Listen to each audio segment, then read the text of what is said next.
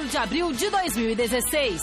Palmeiras domina o derby no Pacaembu. Praz pega pênalti. Dudu sai do banco para dar a vitória, que enche o Verdão de confiança para a Libertadores. Fora de campo, brigas de torcida voltam a ser notícia. Inocente morre e vândalos são detidos, mas liberados pela polícia. No dia seguinte à derrota no Clássico, Tite tem conversa reservada com o elenco do Corinthians. Em jogo de golaço, Santos vence e garante primeiro lugar do Grupo A. São Bento será o adversário nas quartas. São Paulo vence Oeste no sábado e se garante na próxima fase. Foco do tricolor agora é no duelo de amanhã com o Trujilhanos pela Libertadores. E os destaques nos campeonatos estaduais. Olá, olá, muito boa noite. Se você perguntasse a um palmeirense há exatamente uma semana se ele acreditava que o time iria se classificar, tanto no Paulistão quanto na Libertadores, dificilmente receberia uma resposta positiva. Pois é, mas bastaram 2 jogos demonstrando um futebol competitivo para os alviverdes recuperarem a confiança e a esperança de que o time pode sim avançar nas 2 competições. Ontem, no derby no Pacaembu, o Verdão dominou o Corinthians, melhor time da primeira fase do Paulistão. Tudo poderia ruir após o pênalti marcado para o Timão, mas novamente a figura de Fernando Praz apareceu para defender uma cobrança, o que contagiou as arquibancadas e o time que menos de 2 minutos depois viu o pequenininho Dudu marcar de cabeça o gol da vitória. Veja aí os detalhes desse clássico na narração do Celso Cardoso e na reportagem do Osmar Garrafa. Giovanni Augusto. Partiu Elias, preferiu o lançamento do outro lado para o Luca. A tentativa e a bola passa com perigo. Apagado no jogo também o Guilherme. E aí o contra-ataque do Palmeiras. Na velocidade do Gabriel Jesus. Cássio! E essa foi a melhor descida do Palmeiras no jogo. E olha o cruzamento, olha o Alexandro livre. Cássio!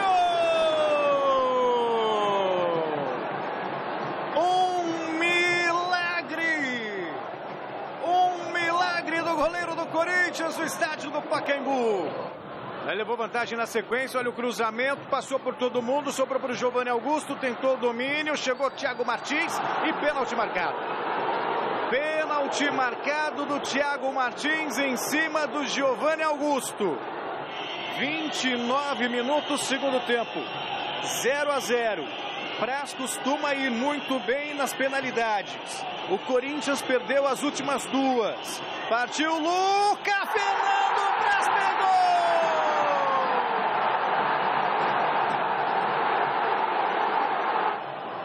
Aí vai Egídio para o levantamento, bola na área, Cássio saiu, olha a bola entrando!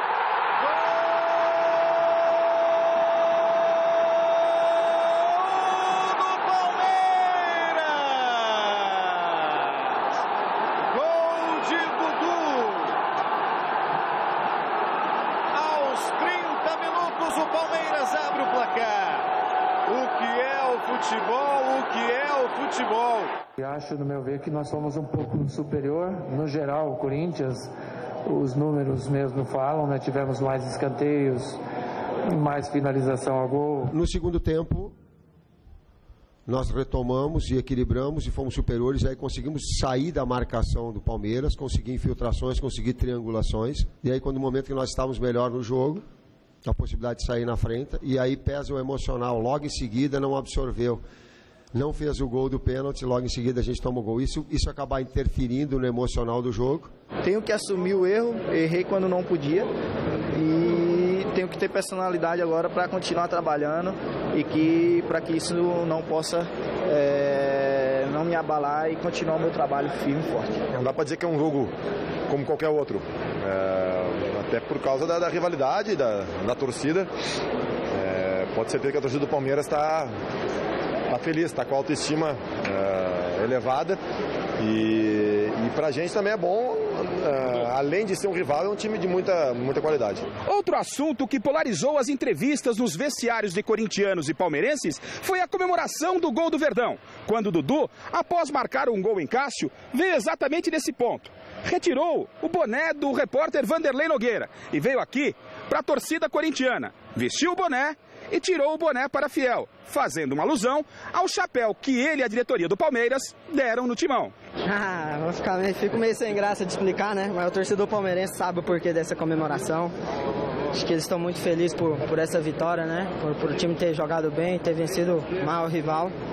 Agora é continuar, manter os pés no chão, porque quarta-feira tem um jogo muito decisivo contra o Rosário. Acho que o Dudu, assim como tantos aqui dentro, a gente foi muito pressionado esses dias. Culpa nossa, que eles estavam jogando mal, que tínhamos que jogar melhor, porque perdemos jogos que não é jogo que Palmeiras pode perder. Mas eu acho que é um conjunto de fatores, mas sem agredir ninguém, sem nada.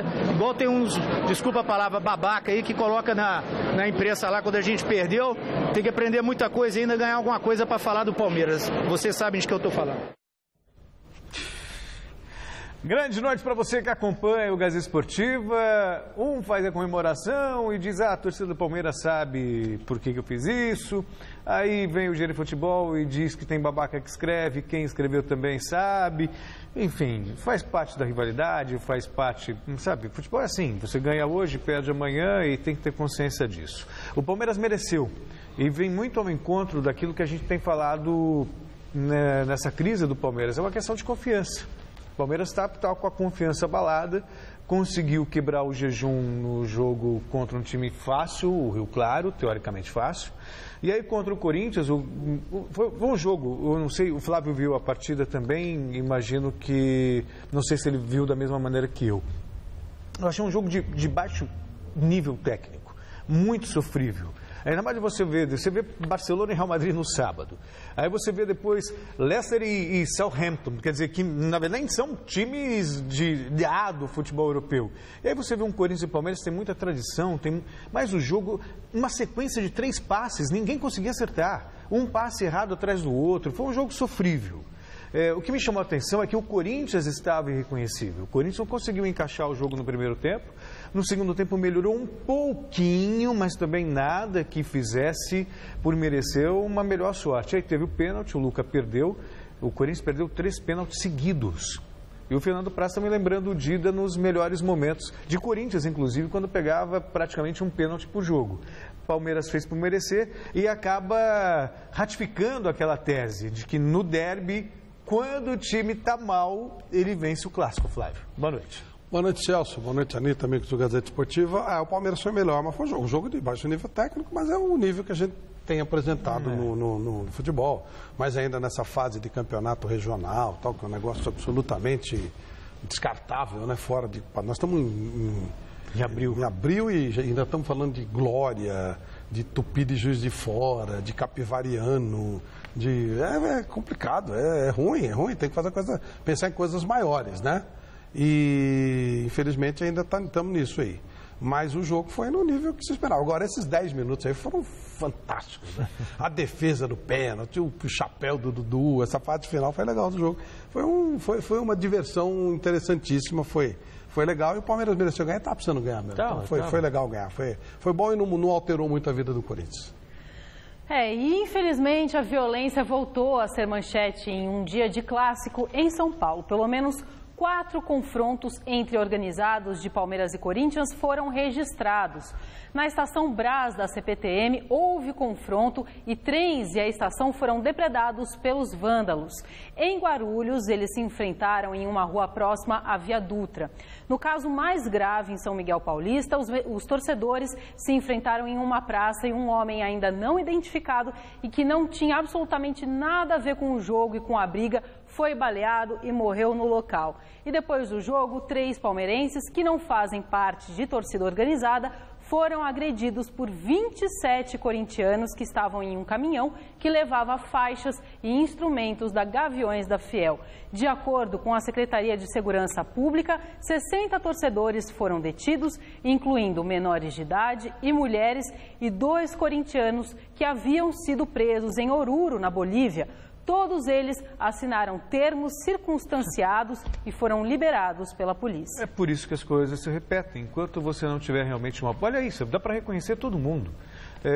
o futebol brasileiro ele precisa passar por uma reforma. Criar um estatuto do torcedor, medidas para coibir a violência, tudo blá, blá, blá. Você vê aí, um monte de gente já tem a ficha aí cheia de ocorrências policiais e continuam fazendo a baderna que todo mundo está vendo aí. Morre um por clássico e está tudo certo. Essa é a questão. Enquanto você não mudar a legislação, enquanto você não punir com rigor, criminalizar dirigente de torcida organizada, sim, que eles têm uma instituição que eles comandam, eles têm que ser responsabilizados por isso também, a partir do momento que você vê que são todos membros de torcida organizada.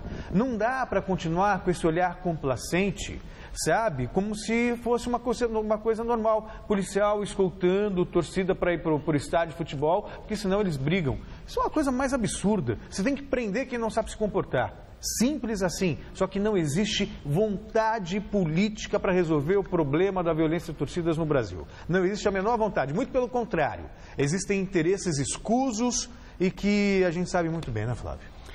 Eles são todos sócios, é tudo um esquema só. É a mesma coisa que o Macri. O Macri chegou a ser presidente da República na Argentina e ele tinha esquema lá com o pessoal do Boca, dividir os ingressos. Esse negócio da violência se atrai mais torcedor, porque o que mais tem é imbecil, né? Então atrai mais desses bandidinhos aí que são juntos lá com os chefes dessas quadrilhas aí. Aí tem essa papagaiada, a autoridade fala, não sei o quê. Aí depois eles vão ser recebidos no segundo BP-Choque. É tudo uma coisa só, eles são todos assim, ó. Tá todo mundo junto e tal. Não vai acontecer nada. 2 assassinos de Oruro estavam aí no meio e foram beneficiados. O cara que é o bambambam da CBF, lá o tal de Walter Feldman, foi um dos que ajudou a tirar de lá. Não vai acontecer nada. Eu só lamento que morreu uma pessoa que não tinha nada com a história. Que entre eles morrerem também é lixo a menos, né? Mas não, infelizmente foi uma pessoa do bem que morreu. É uma pena. Mas não vai acontecer nada. Pode ter certeza que no próximo jogo vai ser assim, portanto, abra o olho. Cuidado quando tem clássico, porque o estádio é uma irresponsabilidade. E até sair na rua você precisa tomar um certo cuidado no dia, porque é o dia dos bandidos, com o respaldo de políticos, com o respaldo de autoridades. Enfim, são todos farinha do mesmo saco. Não, e não precisa, basta estar usando uma camisa de um rival. Quer imbecilidade maior que isso? Mas tem esquema. Tem esquema. Eles se acertam entre eles. Os dois têm interesse de gerar violência porque eles atraem mais associados, mais aglutinados. E tem que mostrar força através disso. Não podia mostrar através da intelectualidade. Tem que mostrar através da imbecilidade, que é o que eles sabem fazer. Mas, de novo, os clubes respaldam, autoridades respaldam, pessoal do BP-Choque recebe esses caras como reis, promotoria conversa, mas também não resolve nada. Não vai acontecer nada. É todo mundo do mesmo esquema aí. Agora, rapidinho, não é uma coisa só nossa. Eu lembro uma vez que eu vi um jogo na França, do Paris Saint-Germain, e descendo no estádio metrô, você via os policiais na rua, parecia uma operação de guerra. Vão preso. Uma operação de guerra, armamento pesado, é um clima de guerra e não acontece absolutamente nada. Não acontece. Agora, não acontece no sentido de uma violência, porque vai para encana mesmo. Que lá Poxa vida.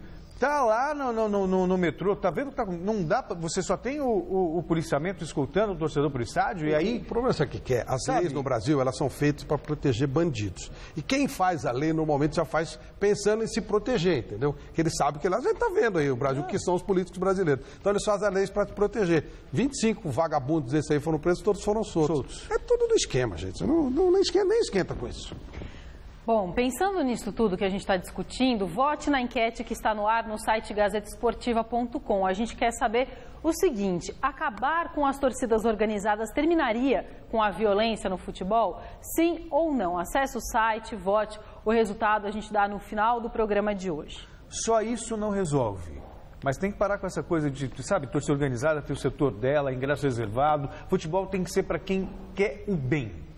Muitos desses torcedores não vão precisar para torcer, não. Eles passam o jogo inteiro provocando o torcedor rival, fazendo cânticos de guerra, de morte, e não acontece absolutamente nada. É isso, mas só isso não resolve, não. Eu acho que resolve. Acabar com esses vagabundos resolveria. Só quem vai acabar faz parte do esquema. Mas eles entram sem a camisa, Flávio, igual aconteceu outra vez. Não, acabar, botar na cadeia. Entra na sede da torcida, vai agora lá, dá uma incerta em qualquer torcida uniformizada, sorteia, vai lá, vocês vão ver se não tem motivo para prender todo mundo. Mas é que são sócios, né? Tá todo mundo na mesma curriola. Mas lógico que acabaria. Nossa, resolveria 99% dos problemas. O Santos mostrou porque tem o melhor ataque do Paulistão. Num jogo cheio de alternativas, a equipe de Dorival Júnior goleou o Capivariano por 5-3 na Arena Capivari. Veja os gols. Em Capivari, Bruno Maia de cabeça colocou o Capivariano em vantagem sobre o Santos. Paulinho foi na linha de fundo e tentou o passe para Rafael Longini, mas foi Fabrício contra quem mandou para a rede, 1-1. A virada do Peixe veio em grande estilo. Ricardo Oliveira deu um lindo chapéu no goleiro Kleber Alves e empurrou de cabeça para o gol. Ainda no primeiro tempo, o zagueiro artilheiro Bruno Maia tratou de igualar a partida mais uma vez, 2-2. Depois do intervalo, Ricardo Oliveira aproveitou o vacilo da zaga e pôs o Santos de novo na frente. O quarto da equipe praiana foi mais uma pintura, dessa vez assinada por Vitor Bueno. E o Peixe queria mais. O próprio Vitor Bueno passou para Gabriel anotar mais um a favor dos visitantes, 5-2 Santos. Cleiton Domingues ainda achou uma brechinha para diminuir o placar, só que já era tarde. Final Santos 5, Capivariano 3. Foi um jogo bem complicado, mesmo assim nós conseguimos um bom trabalho com posse de bola, tentamos com paciência, principalmente por termos saído atrás, mesmo assim mantivemos essa paciência para que pudéssemos aí sim buscar a criação de oportunidades de gol. Mas, de um modo geral, eu acho que tivemos coisas muito mais positivas do que negativas e a perspectiva aí é que continue melhorando. Com relação ao São Bento, uma equipe que fez uma campanha muito boa. Até 2 rodadas atrás, vinha muito próximos, né, à nossa campanha. Sabe muito bem jogar fora de casa e com certeza teremos aí um adversário complicado, um adversário que fez aí uma das melhores campanhas, chegando muito próximos a todos os que pontuaram aí à sua frente. Apesar da vitória, o Santos recebeu uma má notícia hoje. A Justiça de São Paulo decidiu que o clube tem 3 dias para pagar 74 milhões de reais ao grupo de investidores Doyen Sports, que financiou a compra do atacante Leandro Damião pelo Peixe. Essa é a notícia destaque de hoje no site gazetaesportiva.com. A quantia é referente ao valor mínimo de mercado do Damião, estipulado em contrato de 18 milhões de euros. Segundo uma cláusula no contrato do atleta, o Santos deveria arcar com esse valor caso ele fosse liberado de graça para outro clube, o que aconteceu, já que ele conseguiu na justiça a liberação do Peixe e foi para o Real Betis da Espanha. Caso o valor não seja quitado em até 3 dias, a Justiça pode penhorar bens do clube, como a Vila Belmiro, mas ainda cabe recurso ao Santos. Em nota, o clube diz que ficou sabendo da decisão pela imprensa e assim que for notificado oficialmente, irá se manifestar. O alvinegro também afirma que não há qualquer débito com a Doyen Sports. Que coisa, saiu caro. Eu acho que uma grande providência, se o Santos tiver que pagar, é penhorar os bens de quem fez esse negócio. Claro. Todo mundo sabia que ia ser, que era um absurdo que estava sendo feito. 42 penhora os bens dos caras. Eu não sei nem quem fez. Vê lá quem fez, quem assinou. Penhora os bens do cara, pô. Não deve dar 18 milhões. Se der também já tem que desconfiar. Mas não deve dar. Mas o que tiver, tira. É uma coisa séria, né? Você não pode roubar o clube. Isso é um roubo ao clube. Porque você faz um negócio, tá na cara que não vai dar certo. Tá na cara, eu lembro do Damião vale isso. Nem ele, nem a mãe dele paga isso por ele. Então o Santos fez por quê? Tem alguma coisa estranha por trás. Tem que penhorar o bem dos caras. É uma ação do clube contra quem fez esse negócio. O São Paulo sofreu, mas conseguiu vencer o Oeste de virada por 2-1 em um jogo que marcou o retorno da equipe ao Morumbi depois de pouco mais de 4 meses. O resultado garantiu ao tricolor a classificação para a próxima fase do Paulistão. Veja aí os gols com a narração do Vinícius Rodrigues. Aí recebe com liberdade o Maurinho. Coloca no Mazinho, vai passar lá na esquerda o Fernandinho, ele mesmo, para fazer o cruzamento rasteiro no segundo pau. Tá lá! Gol!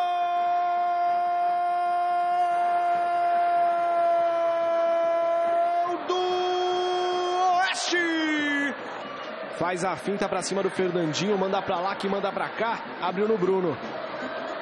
Fez o lindo drible, colocou rasteiro, desviou o Hudson, que golaço! Tá lá!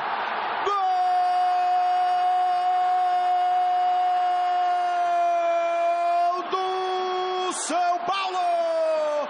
E um lindo gol do Hudson! E tá valendo condição legal, passou pelo goleiro, foi derrubado, é pênalti! Pênalti pro São Paulo, aqui no estádio do Morumbi. Tomou distância, ele bate de perna direita, autoriza Rafael Claus, partiu pra bola, Maicon de direita, defendeu Leandro Santos! Na punição máxima, o pênalti para o São Paulo. Maicon bate no canto direito e o goleiro do Oeste vai buscar. Aí o Maicon faz a inversão de jogo e encontra bem o Mena pela esquerda. Atrás do Michel Bastos. De novo o Mena, a condição é legal. Cruzamento travado, a bola sobrou. Leandro no rebote, tá lá!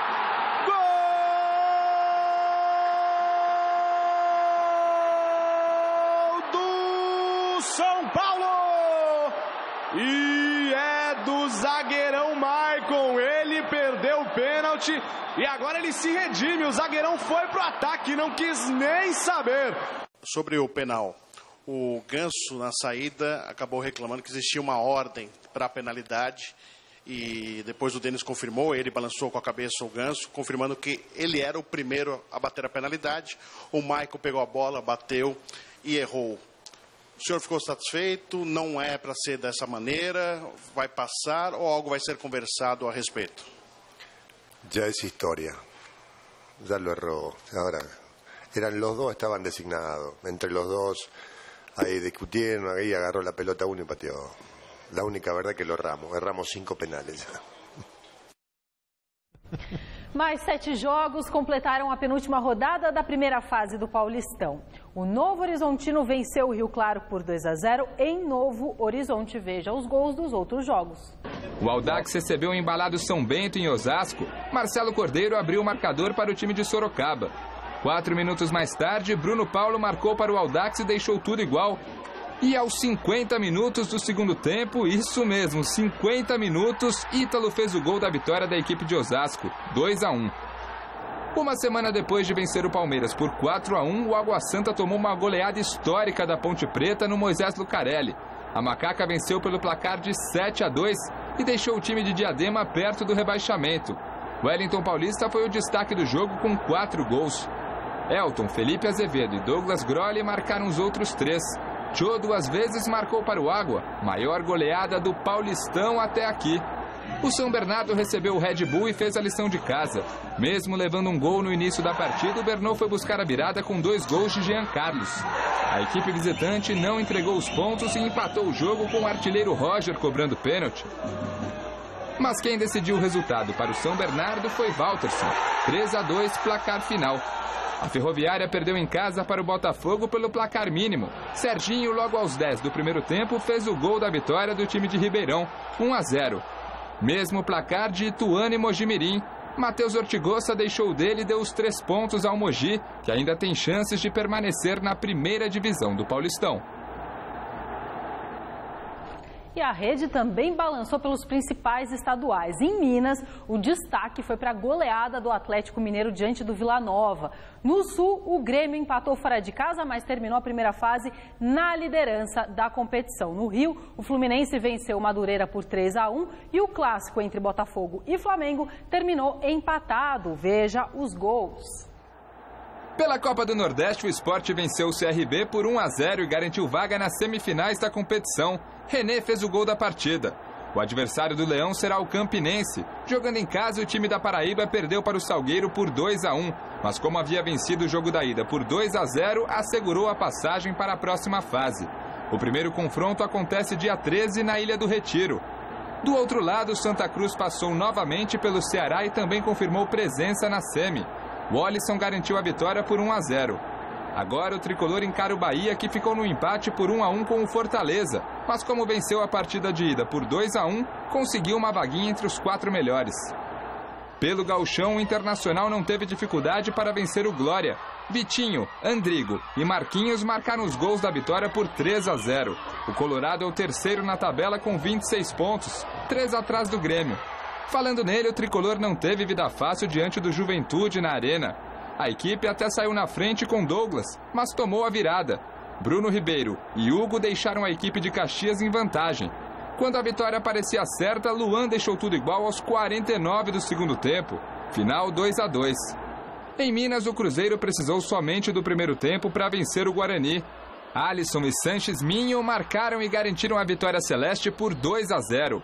A Raposa é líder do campeonato com 26 pontos. Já o Atlético, o Atlético fez o que nem o torcedor mais otimista poderia esperar. Só no primeiro tempo foram 4 gols para cima do Vila Nova. Robinho, o destaque do jogo, deixou 2 e cobrou a falta que Rafael Morisco fez contra. Isso só na etapa inicial. Soares e Mancini até deram uma ponta de esperança ao Vila, marcando 2 gols no começo do segundo tempo. Mas Robinho e Lucas Prato 2 vezes aumentaram a vantagem do Galo e fecharam a goleada histórica no Mineirão, 7-2. Mesmo com o resultado, a equipe ainda está a 6 pontos do Cruzeiro na tabela. O time da Colina vacilou nesta rodada diante do Volta Redonda. Nenê abriu o placar no finalzinho do primeiro tempo. Mas Niltinho, já no segundo, deixou tudo igual e garantiu o empate ao Voltaço, 1-1. E no clássico entre Botafogo e Flamengo, a igualdade prevaleceu. Joel Carli fez o primeiro do Bota. Alan Patrick, com este golaço, empatou a partida em Juiz de Fora. Rodrigo Lindoso desperdiçou o pênalti, mas na sequência do lance a bola voltou para ele e o atacante botou para dentro. Só que a 9 minutos do fim, Marcelo Cirino deixou tudo igual e definiu o resultado. 2-2 e fim de papo. Vôlei, o final de semana foi de festa para o Rexonadez Rio de Janeiro na Superliga Feminina de Vôlei. Na grande decisão, que teve 2 horas de duração, a equipe de Bernardinho venceu o Praia Clube de Minas Gerais por 3-1. Essa foi a 11ª conquista da equipe do Rio de Janeiro na Superliga Feminina de Vôlei. Ainda no vôlei feminino, o técnico da seleção brasileira, José Roberto Guimarães, convocou hoje 19 atletas para um período de treinamentos em Saquarema. Essa ainda não é a equipe definitiva para os Jogos Olímpicos, mas deve ser a base da seleção, que buscará a 3ª medalha de ouro. O grupo definitivo deve ser convocado após a disputa do Grand Prix entre junho e julho. Você aí de casa, acompanhe o Gazeta Esportiva nas redes sociais. O nosso endereço no Twitter é twitter.com/Gazeta Esportiva. No Facebook, Gazeta Esportiva. E para rever os nossos programas, acesse o site da TV Gazeta. O endereço é tvgazeta.com.br. Nosso assunto agora é Copa Libertadores da América, que nessa semana tem aí o trio de ferro em campo. O São Paulo é o primeiro a jogar. O tricolor entra em campo amanhã, quando recebe o Trujilhanos da Venezuela no Morumbi. Daqui a pouquinho a gente vai falar sobre esse jogo, mas agora, para onde a gente vai, João? Desembarque. O adversário do tricolor chegou em São Paulo no início dessa manhã e o repórter Vinícius Rodrigues foi conferir então o desembarque dessa equipe venezuelana, que em 3 jogos perdeu 2 e empatou só 1. Vamos ver. O Trujilhanos da Venezuela desembarcou na madrugada desta segunda-feira aqui no Aeroporto Internacional de Guarulhos, com a expectativa de fazer um bom jogo e, quem sabe, levar 3 pontos de volta para a Venezuela. O jogo contra o São Paulo acontece amanhã no estádio do Morumbi. E conversei aqui mesmo no aeroporto com o capitão da equipe e também com o treinador do Trujilhanos. Tenemos muchas expectativas, mucha ilusión de hacer las cosas bien. Matemáticamente todavía tenemos posibilidades en el grupo y es lo que venimos en la lucha que queremos seguir. Para nosotros es una expectativa bastante linda de disfrutarlo al máximo como lo estamos disfrutando esta Copa y bueno, tratar de, si queremos, como queremos tener oportunidad hasta la última fecha, venimos a sacar un resultado positivo y sabemos que para todos es una locura, pero nosotros estamos convencidos, ¿no? Sabemos que es un rival muy fuerte, de mucha jerarquía, tiene mucho nivel individual. Hicimos un buen partido con ellos allá en Venezuela, pero sabemos que en su campo son más fuertes aún. Así que, bueno, tenemos en cuenta algunos puntos altos, importantes en su funcionamiento. Trataremos de contrarrestar y tratar sobre todo de hacer las cosas bien nosotros. Vale lembrar que a equipe da Venezuela tem apenas 1 ponto conquistado na Libertadores e ocupa a lanterna do Grupo 1, atrás do São Paulo, que vem na 3ª colocação com 2 pontos conquistados. Daqui do Aeroporto Internacional de Guarulhos, Vinícius Rodrigues para o Gazeta Esportiva. Olha, o São Paulo tem uma grande chance de voltar a respirar na Libertadores. O Trujilhano é muito ruim. A gente viu o jogo lá da Venezuela, onde o São Paulo conseguiu perder 2 pontos. O São Paulo tem jogado mal, né? Tem sido apertados os resultados, mas esse é o jogo que não pode perder. Tem que fazer 3 pontos jogando bem, jogando mal, para poder tentar voltar a respirar. Se tropeçar nesse jogo aí, adeus, aí não tem jeito. Bom, a gente fala agora do Corinthians, que seguiu para Bogotá no início dessa tarde. Quarta-feira, a equipe enfrenta o Santa Fé no estádio El Campín. O repórter Alexandre Silvestre esteve no CT Joaquim Grava, acompanhando a preparação do timão momentos antes do embarque para a Colômbia. Palestra numa segundona após derrota para o Palmeiras. Pois é, palestra. Uma palavra que incomoda o Corinthians, tão quanto o registro das imagens da palestra, mesmo que à distância. Logo encosta um emissário do Tite, pedindo o desligamento das câmeras. Pessoal, bom dia. Bom dia. Bom dia.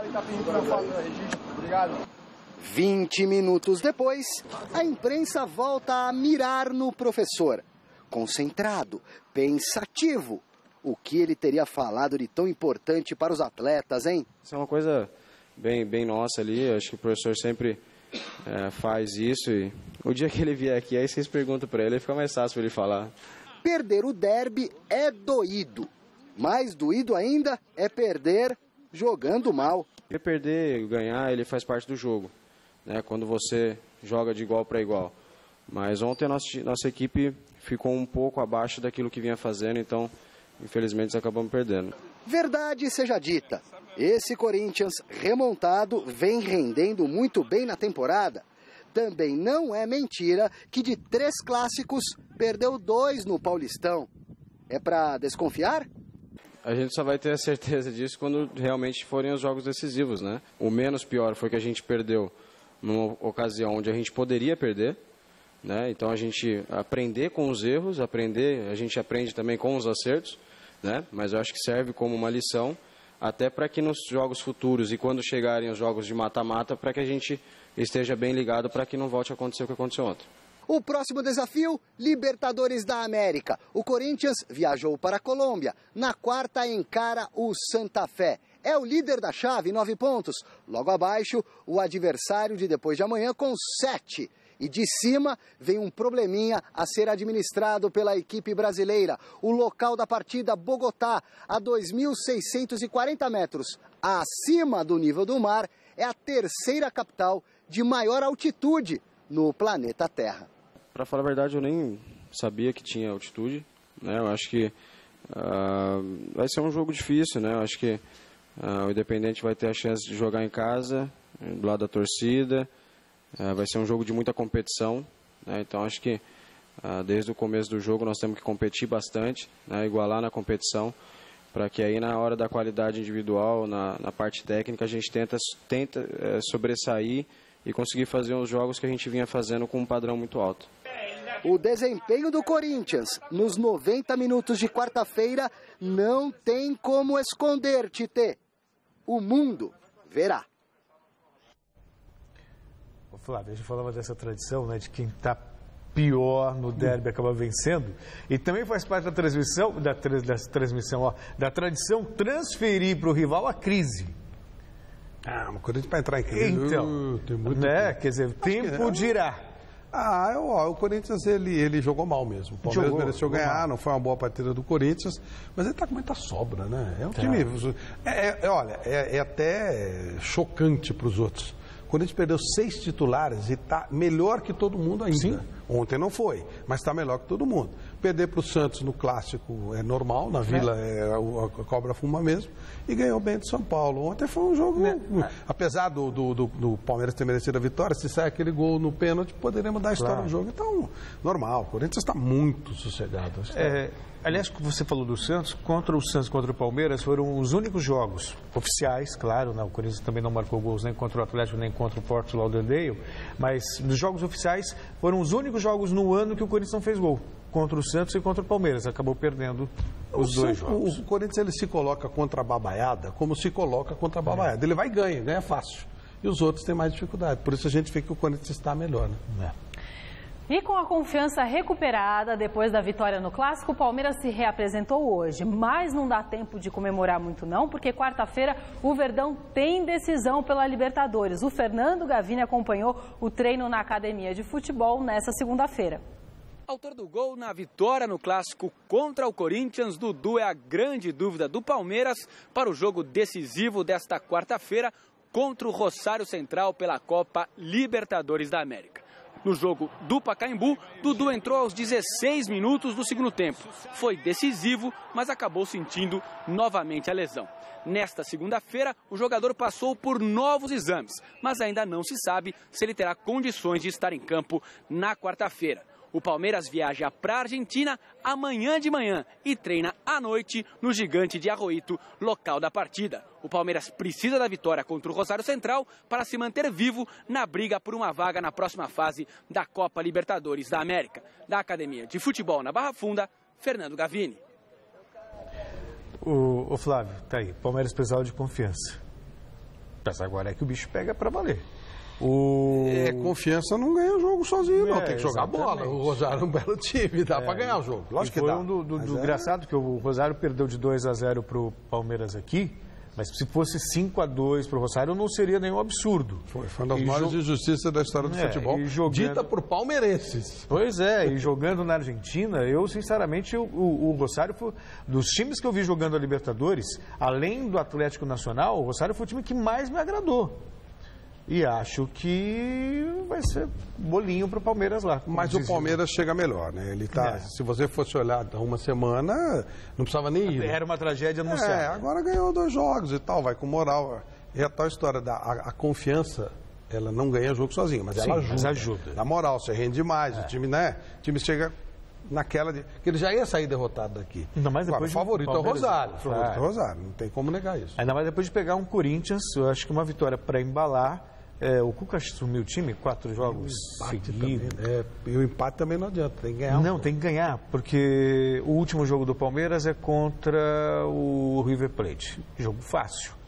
Mas dependendo do resultado, os dois podem se armar. Exatamente, lá. Então, podem ter que ganhar o jogo. E aí, tem que ganhar. Não é impossível, mas é uma parada complicada e só a confiança não resolve. Tem que jogar bola.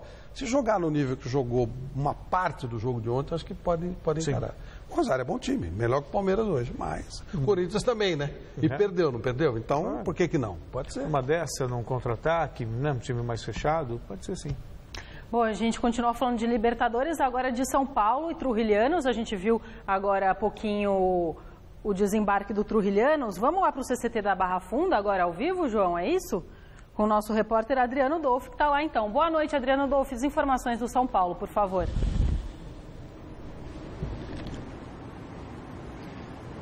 Boa noite a você, Anitta, a todos que acompanham mais uma edição do Gazeta Esportiva. Como o Flávio dizia, uma partida contra uma equipe que tem problemas técnicos, evidentemente, uma equipe sem tradição, mas mesmo assim, o técnico Edgardo Bausa, ele fez um treinamento fechado à imprensa que iniciou no horário pouco usual, às 5 da tarde, somente às 6h20 os jornalistas tiveram acesso aqui ao CT da Barra Funda. O Lugano continua sendo desfalque com uma lombalgia, assim como o Carlinhos com um estiramento muscular. O Bausa treinou a equipe com o Denis no gol, o Bruno, o Maicon, o Rodrigo Caio e o Mena. E no meio-campo, 2 novidades. Hudson, João Schmidt, Michel Bastos e Kelvin, Ganso e também o atacante Calheri. O São Paulo, que aliás tem feito o torcedor sofrer bastante nas últimas partidas. Foram 5 pênaltis perdidos de forma seguida, com o Michel Bastos, o Paulo Henrique Ganso e no último o zagueiro Maicon, e também com gols marcados nos minutos finais da partida. Foi assim contra o Santos na Vila Belmiro e depois contra o Linense e por último neste final de semana contra o Oeste. Vale lembrar que a vitória é importantíssima porque o São Paulo ainda não venceu em sua chave, tem apenas 2 pontos conquistados, 2 empates na competição. Precisa vencer o Trujilhanos nesta terça-feira, 9h45 da noite, jogão no estádio do Morumbi. Essas são as informações aqui, viu, Anitta? Amanhã a gente vem com todo o noticiário, a entrevista coletiva do São Paulo aqui no Gazeta Esportiva, tá certo? Tá certo. Obrigada, Adriano Dolfi. A gente dizia da situação do Palmeiras, que é delicada na Libertadores, que tem que ganhar do Rosário lá e tal. A do São Paulo também é delicada, mas tem a vantagem de ter um jogo a mais para fazer, né? Tem o do Trujilhanos, que teoricamente é vitória. Tem que ganhar do River daqui. Exatamente. E depois buscar alguma coisa lá na altitude do Strongest, que já ganhou do São Paulo aqui. É uma parada complicada, bem complicada.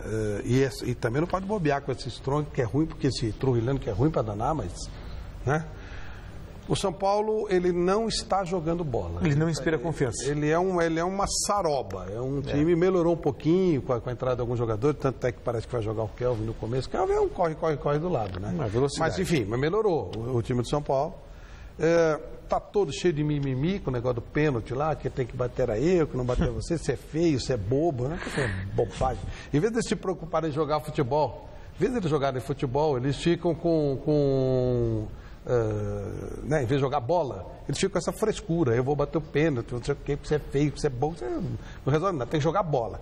E outro detalhe, hoje foi apresentado o Pintado, que é um cara que a gente gosta, tem o maior carinho, deseja muita sorte, mas eu espero que ele tenha sido chamado para fazer um trabalho que eles saibam o que é, e não por ser simplesmente mais uma referência de garra, de raça, né? Não adianta, tem que ser, ele vai fazer um trabalho bacana, ele é capacitado para fazer, mas eu espero que a direção do São Paulo saiba o que fez, eu não trouxe apenas uma referência de garra, isso aí não resolve absolutamente nada. E com todo o respeito que merece o Pintado, que é competente, tudo, mas não me parece que foi acertada a escolha. Primeiro porque pela declaração do Balsa, ele não disse isso publicamente, mas deu para perceber que havia nele uma certa insatisfação com a contratação do Pintado. Ele, para ser homem de confiança, tem que ser escolhido pelo treinador, não adianta, ele é o comandante. Agora, o São Paulo, Flávio, você tocou bem, o Palmeiras tem a dificuldade na Libertadores, mas vem de 2 vitórias. E 2 vitórias convincentes, contra um time que, repito, não é uma referência, o Rio Claro, mas o Palmeiras produziu, criou oportunidades, e contra o Corinthians, que é o maior rival. O Água Santa também não é referência, o Palmeiras tomou de 4. Não, pois então, quer dizer, já melhorou, né? Já melhorou. O São Paulo, ganhou na Bacia das Almas de novo. Jogando mal. O São Paulo está jogando pro outro, o São Paulo está jogando mal. Mal, essa é a questão. Não inspira confiança. Então, na Libertadores, o São Paulo só ganhou do César Valerro e ainda também foi na Bacia das Almas 1-0, chorado no Pacaembu, depois perdeu do Strongest, empatou com o River Plate, uma partida heróica. E depois contra... Qual foi o último jogo do São Paulo mesmo? Perdeu do Strongest, empatou com o River, e empatou contra o Rilhanos lá na Venezuela. Foi. Também, sabe, que era um jogo para fazer 3 pontos. Horrível. Né? Não, foi bem contra o River. O empate lá com o River foi inclusive uma boa atuação do time. Mas é assim, um time irregular, até dentro do próprio jogo. Sei lá. Vai ter que jogar a curto prazo, tem que ganhar amanhã dessa babaiada. Para ganhar confiança também. E depois tentar alguma coisa mais. Vai ter que jogar bola. Parar com frescura, menos mimimi, mais futebol, que está devendo futebol à beça para o torcedor. Está vergonhoso o que o São Paulo está fazendo. Você tem jogadores que, sabe, o time do São Paulo não é uma maravilha. Pois é. Mas você tem até jogadores que podem render mais. O Ganso pode render mais. O Michel Bastos pode render mais. O Michel Bastos talvez, mas o resto é jogador, é aquela coisa de... Pô, você é jogador de teoria? Tem muito jogador que o Neymar fez o nome lá, viu? O Ganso é um deles? Ganso, Wesley, o Kardec... Jogaram com o Neymar. Com o Neymar eu fiz 3 gols cada vez que joguei com ele. Já falei sempre pra você. E eu mal sei andar. Você viu que tem até um momento o Flávio Prado lá. Então, com o Neymar o papo é outro, né? Ele inventou o Zé Love, inventou um monte de gente. O Caleri também tá devendo. Pois é, outra decepção também, né? Gente, resultado final da nossa enquete no site gazetesportiva.com. Acabar com as torcidas organizadas terminaria com a violência no futebol? Sim, 52%. O programa de hoje termina por aqui, mas o Celso... Volto no Jornal da Gazeta já. E eu amanhã, 6 horas da tarde. Abraços. Tchau.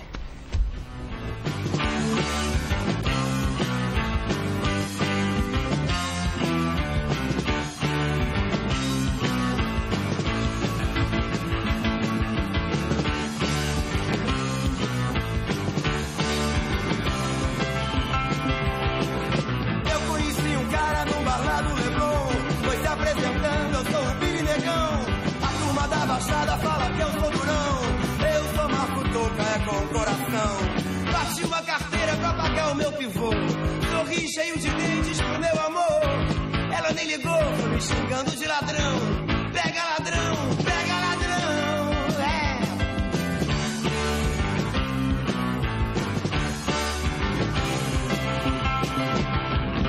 Alguém passava perto e sem querer escutou, correu no delegado e me dedurou. Logo a rua inteira caiu na minha esteira, pois nessa DP eu tava a maior sujeira. Nesse instante eu fui parar o camburão, Piri certo fora com a minha grana na mão, deixou na minha conta conhaque de alcatrão. Pega ladrão.